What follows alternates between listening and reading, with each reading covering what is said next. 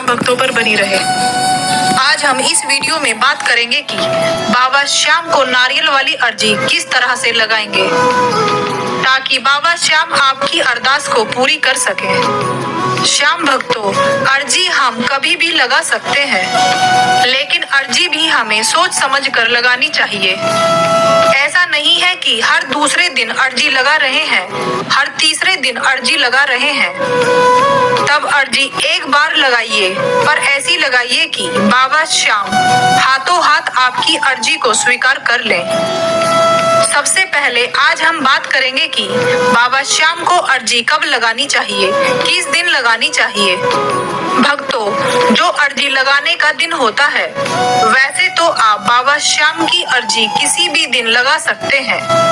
बस इन बातों का ध्यान रखना है कि आप जिस भी दिन बाबा श्याम की अर्जी अरदास लगा रहे हैं, वो दिन शुभ दिन होना चाहिए। यानी कि यदि आप शुभ दिन बाबा श्याम की अर्जी लगाते हो तो वैसे तो हर दिन ही शुभ होते हैं, क्योंकि हर दिन किसी न किसी देवी देवताओं को समर्पित होता है। हर दिन ही शुभ है। तब आप हफ्ते के 7 दिन बाबा श्याम की अरदास अर्जी लगा सकते हैं। लेकिन ऐसा माना जाता है कि अति शुभ दिन बाबा श्याम को अर्जी अरदास लगाई जाए तो बाबा श्याम जल्दी सुनते हैं, बहुत जल्दी मनोकामना को पूर्ण करते हैं। भक्तों, आप सभी ने सुना होगा कि बाबा श्याम अपने प्यारे भक्तों की परीक्षा लेते हैं। जो मनुष्य सच्चे मन से, सच्चे भाव से अरदास लगाता है तो उसकी पुकार बाबा श्याम जरूर सुनते हैं और उसकी अर्जी को जल्दी पूरा करते हैं। जैसे अति शुभ दिन कौन कौन से होते हैं, वो भी मैं आपको बताती हूँ। अति शुभ दिन होता है एकादशी का दिन और द्वादशी का दिन, वो अति शुभ दिन होता है। और आप इसके अलावा किसी भी शुभ दिन पर बाबा श्याम की अर्जी लगा सकते हो, प्रार्थना कर सकते हैं। अब हम बात करेंगे कि बाबा श्याम को अरदास कैसे लगाएं। तब सबसे पहले आपको अर्जी लगाने के लिए क्या क्या चाहिए। तब आपको सबसे पहले चाहिए एक सूखा नारियल। वैसे तो हम पानी वाले नारियल से भी अरदास लगा सकते हैं, लेकिन अर्जी अरदास लगाने के लिए सूखा वाला नारियल ज्यादा शुभ माना जाता है। दूसरा, आपके पास होना चाहिए एक कलावा लाल रंग का, और साथ ही आपको चाहिए 11 रुपए, जो कि आपको अपनी अर्जी में लगाने के लिए चाहिए। और आपको चाहिए एक 1.25 मीटर का एक लाल कपड़ा, और एक चाहिए आपको लाल रंग का पेन। जो पेन आप लेकर आएंगे वो बिल्कुल नया पेन होना चाहिए। उसे दुकानदार भी चलाकर ना देखे, क्योंकि जब हम पेन लेते हैं तब उसको सबसे पहले हम चलाकर देखते हैं। तब हमें उस लाल पेन को चलाकर नहीं देखना है। तब आप उस पेन को दुकानदार से खरीदकर अपने घर लेकर आना है। और एक चाहिए आपको पेपर, जिस पर आपको अपनी अरदास लिखनी है। ये सारी चीजें आपके पास होनी चाहिए अरदास लगाने के लिए। तब सबसे पहले आप अपने घर के मंदिर में या मंदिर के समक्ष बैठ जाएं। यदि आपके घर का मंदिर छोटा है तब आप मंदिर के सामने बैठ जाएं और अपने नारियल को बाबा के समक्ष रख दें। उस नारियल के ऊपर एक रोली का स्वास्तिक बना लें।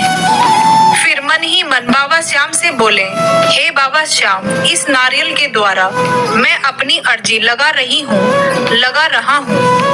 बाबा श्याम की आरती करिए। फिर आपको कागज पर अपनी अर्जी को लिखना है। अर्जी लिखने से पहले अपने पितरों का स्मरण करना है, अपने कुल की देवी देवताओं को याद करना है और उनसे भी बोलना है कि मैं अपनी अर्जी बाबा श्याम से लगा रही हूँ, लगा रहा हूँ। तब आप भी अपना आशीर्वाद मुझ पर बनाए रखिए।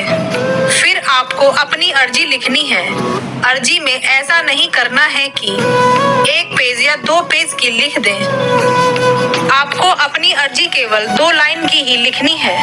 यही कोशिश करनी है कि आपकी अर्जी 2 लाइन में ही आ जाए और जो अर्जी को आप लिखोगे उसे किसी को नहीं बताना है। जो लिखना है उसको लिखकर उस कागज को नारियल के साथ बांधना है और सीधे हमें श्याम मंदिर के पुजारी जी महाराज जी को देनी है।